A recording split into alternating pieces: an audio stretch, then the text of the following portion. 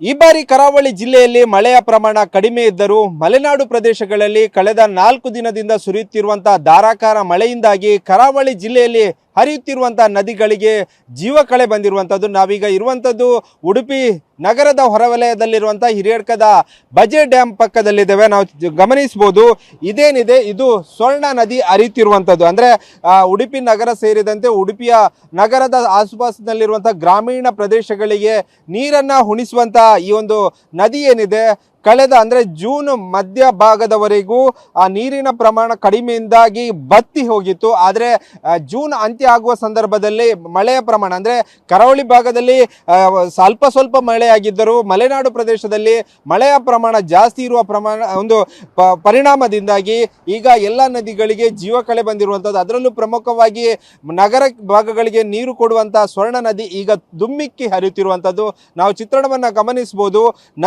ಸ್ವರ್ಣ ನದಿಯ ಒಳ ಹರಿವು ಏನಿದೆ ಅದು ಜಾಸ್ತಿಯಾದ ಪರಿಣಾಮವಾಗಿ ಈಗ ಸಮುದ್ರಕ್ಕೆ ಎಲ್ಲ ನೀರು ಹೋಗ್ತಾ ಇರುವಂಥದ್ದು ಮತ್ತು ಶೇಖರಣೆ ಕೂಡ ನಡೀತಾ ಇದೆ.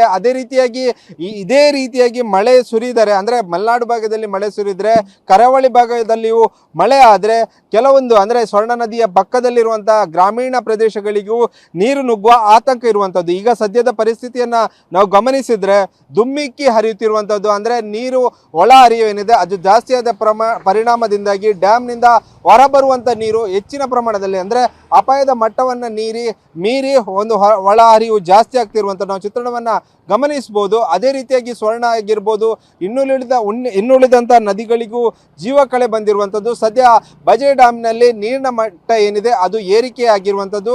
ಸದ್ಯ ಅಂದರೆ ನದಿಯ ಪಕ್ಕದಲ್ಲಿ ಬರುವಂಥ ತಗ್ಗು ಪ್ರದೇಶಗಳೇನಿದೆ ಅವರಿಗೂ ಎಚ್ಚರಿಕೆ ಕೊಡುವಂಥ ಕೆಲಸವನ್ನು ಜಿಲ್ಲಾಡಳಿತ ಮಾಡಿರುವಂಥದ್ದು. ಯಾಕಂದರೆ ಮಲೆನಾಡು ಪ್ರದೇಶದಲ್ಲಿ ಧಾರಾಕಾರ ಮಳೆಯಾದ ಪರಿಣಾಮದಿಂದಾಗಿ ಎಲ್ಲ ನದಿಗಳು ಉಕ್ಕಿ ಹರಿಯುತ್ತಿರುವ ಪರಿಣಾಮದಿಂದಾಗಿ ಒಂದು ನದಿ ಪಾತ್ರದಲ್ಲಿರುವಂಥ ಗ್ರಾಮೀಣ ಪ್ರದೇಶಗಳೇನಿದೆ ತಗ್ಗು ಪ್ರದೇಶಗಳೇನಿದೆ ಅವರು ಎಚ್ಚರಿಕೆಯಿಂದ ಇರಲು ಸೂಚನೆಯನ್ನು ಕೊಡುವಂಥ ಕೆಲಸವನ್ನು ಜಿಲ್ಲಾಡಳಿತ ಮಾಡಿರುವಂಥದ್ದು.